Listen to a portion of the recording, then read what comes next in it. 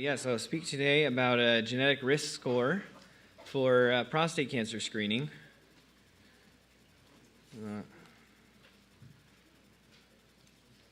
This button. Got it. 2 green buttons. Okay, so this is the paper. I'd like to thank all of my co-authors. A long list, an international group of collaborators, and of course, I couldn't have done this alone. This was a collaboration with the Practical Consortium, which is an international group that works on prostate cancer genetics, as well as our Center for Multimodal Imaging and Genetics at UC San Diego. And just so that we're kind of on the same page, I know it's a mixed audience, a few basics on prostate cancer and screening. Number 1, prostate cancer is bad. Over 300,000 deaths around the world every year from prostate cancer. Metastatic prostate cancer also causes debilitating pain, so just the deaths alone isn't telling the whole story. I see patients every week in clinic that are coming because they have very painful bone metastases in particular. And metastatic prostate cancer is essentially not curable, at least now. Number 2, prostate cancer is extremely common. There's actually a fascinating autopsy study where they just, it wasn't targeted at people who had prostate cancer at all. It was just all men who happened to die for some reason in their hospital. And it found that nearly a third of men in their 40s had at least subclinical prostate cancer. They found something in there. And in the men in their 60s, 2/3 almost had some prostate cancer in there. And then of men diagnosed with prostate cancer, the estimate is 1 in 9 will have a diagnosed prostate cancer in his lifetime. That gets complicated because it depends on how hard you look. And we are pretty good at curing early prostate cancer. That's number 3. Radiation therapy and surgery each have very high success rates. And number 4 is sometimes, even often in fact, prostate cancer is not that bad, in the sense that a lot of men have an indolent disease that can be watched for a while, and that they may just die of something else before prostate cancer ever becomes a problem. Therefore, it's not a big rush to treat it aggressively, and that's been shown in a few studies. Now, prostate cancer screening. So we have a way to detect. Remember, early prostate cancer, readily curable. So we have a way to find it. It's PSA, prostate-specific antigen. It's a blood test. If it's high, then generally you end up getting a biopsy, and then you find out if you have cancer or not, in broad strokes.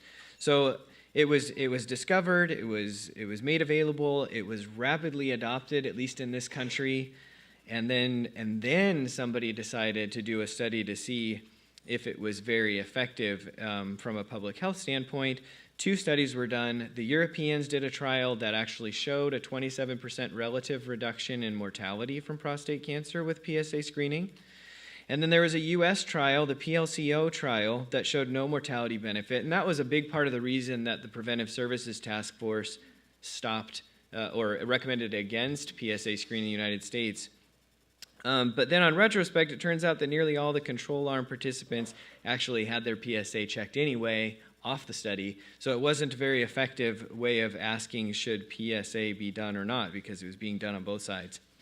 The downsides of screening, though, go beyond just the question of reduction of mortality. It seems that it does if you do it appropriately, but there are a lot of false positives.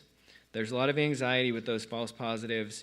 Biopsy is not trivial. It's usually 12 needles through the skin between the scrotum and the anus if men don't enjoy it.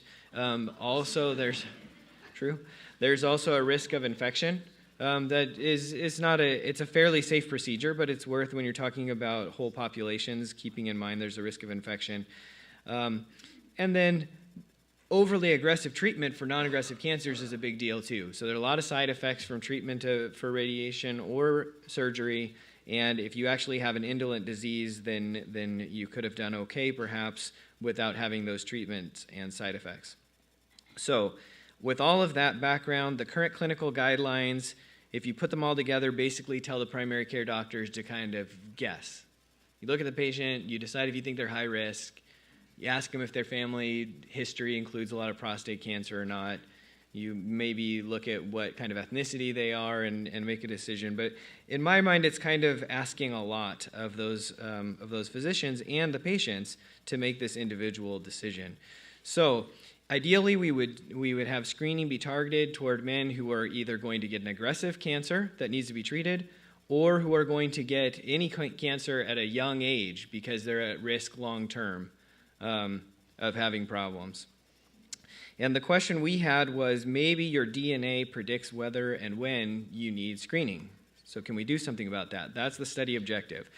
We want to predict the age of prostate cancer onset and then use that to guide whom to screen and at what age to start. And we used an approach called the polygenic hazard score. It's different than a polygenic risk score, so PHS versus PRS, which is the PRS is more common. The reason is that prostate cancer, as with other diseases, is highly age dependent. So a PRS gives you an odds ratio. It treats cases and controls as an absolute. You're either a case or a control, but that's not really accurate, is it? Because if you're a 58-year-old control, you very well may have the disease 8 years later. And then your genetics are lying in the 58 because you actually will have prostate cancer, but we're treating it as if that was a sign and genetically that you're not going to get prostate cancer. So we did this PHS, which directly incorporates age dependence via a survival analysis framework, and the controls are simply censored at the time that they're checked. The data that we used came from the ICOGS project. Genotype and age were provided. These are men of European ancestry because that's where the data mostly came from. Europe, USA, and Australia were the countries where the studies were done that contributed to this conglomeration of data. And it used an ICOGS custom array built by Illumina, had over 200,000 SNPs. And then we took, from the data that we got from practical, we took out the ones from the PROTECT study, so I'll hold that thought for a second to use in our validation data set. We had 32,000 samples in the development set. And then in the validation set, they were all men who participated in the PROTECT trial. This is a trial in the UK where they screened over 80,000 men, ages 50 to 70 with PSA, and then they biopsied them if their PSA was over 3. And so we had 6,000 samples from that study. SNP selection, I'll breeze through this quickly, but we used pretty standard approach in terms of a trend test to narrow down the number of SNPs that we were going to test, and then we used a forward stepwise greedy algorithm, and we ended up with 54 SNPs in the model. The PHS approach uses a Cox proportional hazards model, so this is familiar to those of you who are used to survival analyses. The validation, our approach to that was to calculate this PHS for all the patients in the validation set, so all the PROTECT patients, and then to use that PHS as the sole predictor in another Cox proportional hazards regression to see if it accurately predicts the age of onset of the men in that cohort. And then you have to define aggressive prostate cancer. This is either up for debate. I chose to use the NCCN guidelines for who needs treatment, who's not essentially a candidate for this watching. And I figured if you need to be treated, if I would treat you in my clinic, then that probably counts as an actionable prostate cancer worth knowing about. So here's the data from the development set stratified by PHS, just to show that there is some stratification in the development set itself. The light blue is the PHS percentile. Do I have a mouse? I do. So these are the bottom 20% of PHS compared to normal. This is the 30 to 70th percentile. So this is the average, 80 to 98 and 98 to 100. And the results are here. So for aggressive prostate cancer, which was our primary outcome of interest, the model performed quite well. The z-score for the model was 11 for predicting in the PROTECT group their age of onset. And then to show some idea of the effect size, we did a hazard ratio, arbitrarily chose the top 2 percentile versus average. And this is not percentile of the whole thing, it's percentile of controls less than 70. So it's supposed to be approximating a normal population. And then it also predicts for any prostate cancer. The hazard ratio is a little smaller. The z-score is a little bigger because there are more of them. But that doesn't tell us the whole story, so it's actually a pretty good start. But have to remember that we're using Cox proportional hazards in a data set that's partially case control. And so we actually have overrepresented cases relative to the general population. So we have to control for that, which we did. And when we did this control, in the development set, it's hard to do that. But in the validation set, because PROTECT was a true cohort, we could do that. And when we did, if you look to the right of the red arrows, you see that actually the prediction, the z-score was 21.7. And of course, you should ignore that 10 to the negative 100 p-value, but it just gives you an idea of reminds you what a z-score of 22 means. And so the prediction was quite statistically significant. The hazard ratios are also impressive, with a 4.6 for the top 2% versus average for aggressive prostate cancer. What about family history? So that's what we're dealing with right now. Most physicians now, they look at a patient and they look at the family history. In this data set, we had a pretty good proportion of our patients had family history data available.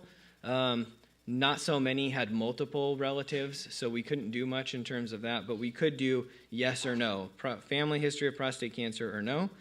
I like to keep in mind that if you've done this, you ask patients their family history. If you think about your own, you probably know. It depends on patient recollection at the moment that you're asking them.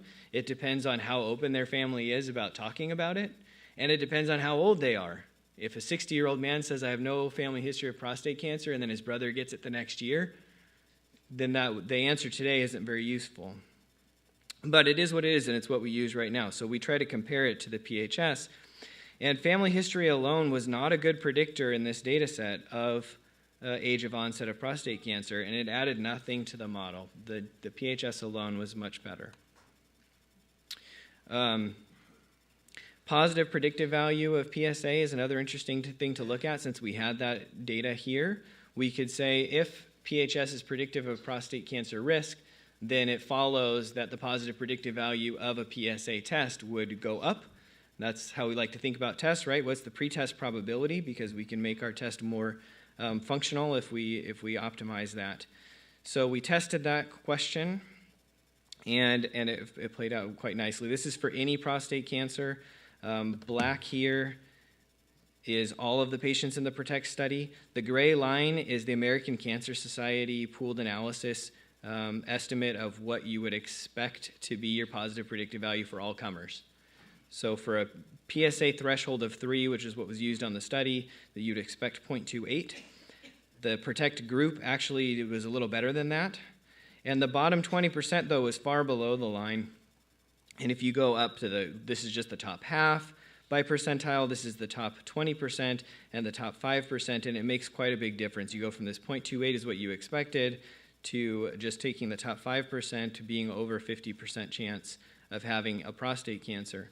If you look at just aggressive prostate cancer, it follows the same pattern. Of course, the numbers drop because less people have an aggressive prostate cancer than any prostate cancer. It's a subset of the first one.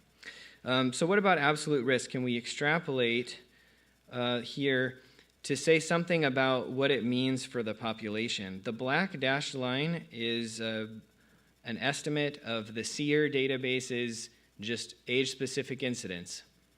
So this is prostate cancer-free survival, and age is on the x-axis, and so as you get older, you're more likely to have it, and so then it looks like a survival curve, right?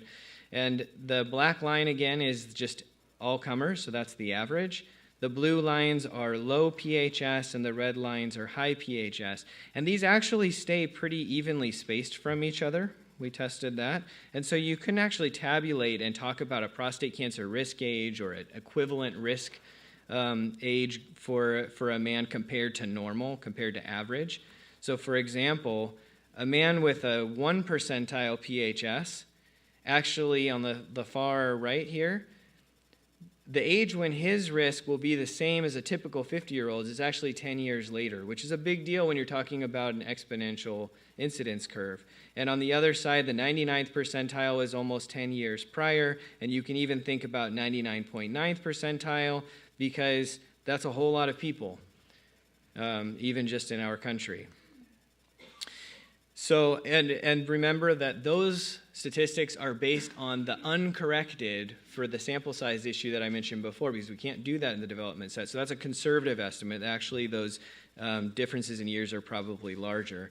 So a clinical illustration quickly, we just took all the men who are about 60. Say a 60-year-old guy, and why? Because that was the average age on this on that trial. If a 60-year-old comes in and says, should I get a PSA test, you might wonder, well, is the PSA test going to be useful? So we calculate the prostate cancer risk age and look at people who, they're still about 60 years old, 57 to 63, but does their risk age put them below or above that category? And you can see that it sure does. So all of these people are about 60 years old, but some of them have a higher PHS and some have a lower PHS, and it definitely affects the utility of the test. This is for aggressive disease, same question. And a word on overdiagnosis and overtreatment. Luckily, fortunately, this is predictive of aggressive prostate cancer. If it only found all of the low-risk ones, it wouldn't be very useful. Men with low PHS don't need to be screened, so we can actually skip some people. We can be more targeted with our screening.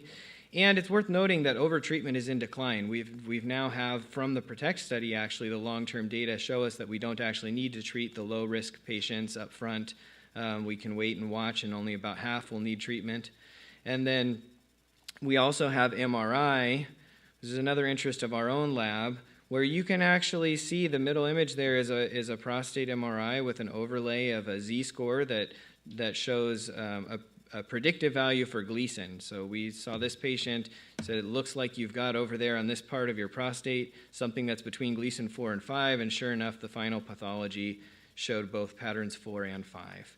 So we can get more information before we go to 12 needles at this point, and we can target the needles to just go to where the lesion is highest.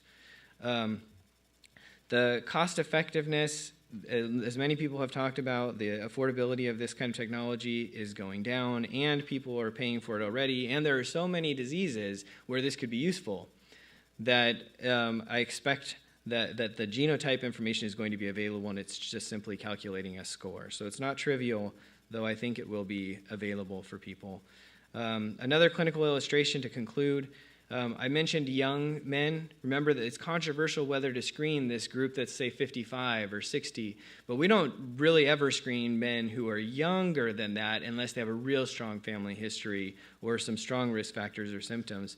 So I had a patient who's 49, had a PSA test by chance ordered. He didn't ask for it. It was ordered by an older physician who remembered the days where you screened everybody and kept doing that. And sure enough, he had prostate cancer, and it wasn't an early prostate cancer in the end. And I don't, now we've had surgery and then radiation and hormone therapy, and what's next, I'm not sure. But it does make you wonder, could we have prevented this if we had identified him as a high-risk genetic individual and started his screening sooner? So to conclude, PHS is highly predictive of age of onset of prostate cancer. It's useful for determining whether PSA testing will be useful. And a single test at a young age, we only have to do this once, provides powerful insight to inform a customized prostate cancer screening program for an individual patient. Thank you.